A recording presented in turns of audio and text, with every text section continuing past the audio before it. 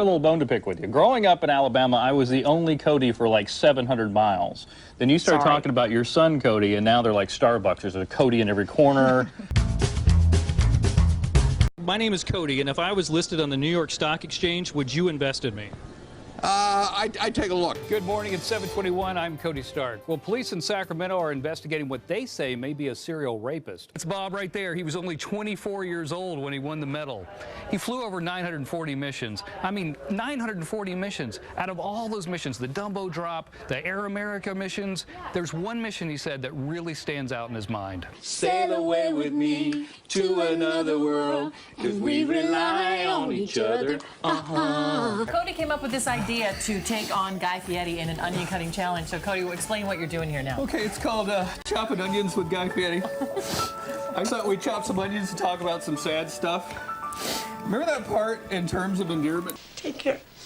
Are you really crying? I really am crying. That's awesome. Guy, what's the deal with kids? They grow up so fast. Getting to know you, getting to know all about you.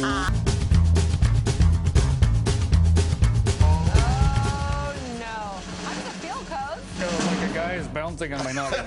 We have gusts of 30+ miles per hour, hence the reason the flags are unfurled like that and the wind's whipping around.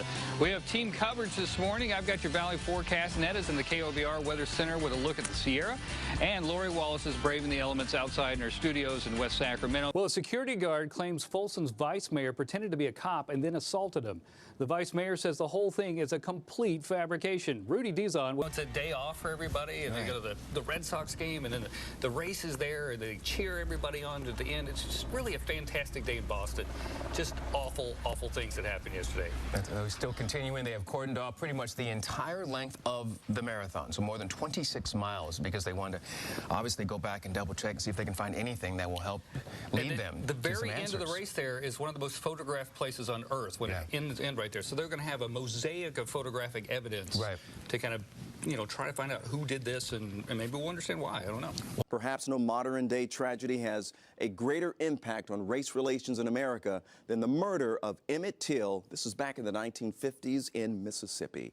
Today, Cody Stark sat down with Till's cousin, who was in the room when the 14-year-old was kidnapped, and learned why he's finally coming forward with his version of the story. It was a scared us half to death. It was a whistle that cost Emmett Till his life and forever changed race relations in this nation. The year was 1955. It was here that the Chicago Negro boy, Emmett Till, is alleged to have paid unwelcome attention to Roy Bryant's most attractive wife. Simeon Wright was there when it happened. He said his cousin was just trying to make his friends laugh, but this was Mississippi in 1955. Wasn't that a white woman in Mississippi in 1955? You didn't do that. But he didn't know. Simeon was there a couple days later when they came for his cousin. I could hear the hollering, the loud talking.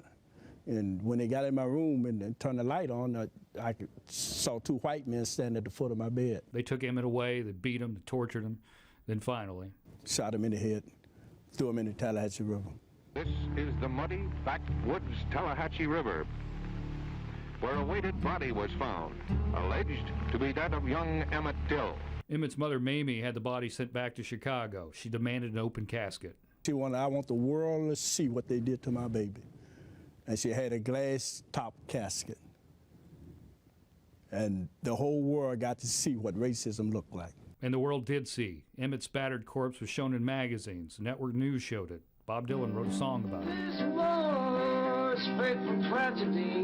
Rosa Parks said that she was thinking of what they did to Emmett when she refused to give up her seat. It changed attitudes everywhere. For years, Simeon didn't talk about what happened. It was just too hard.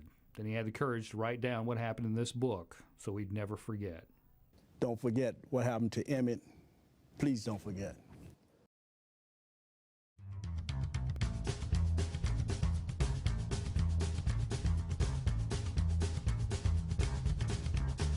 One last question for Jack. Who's got it better than us? Nobody! Nobody! That's right.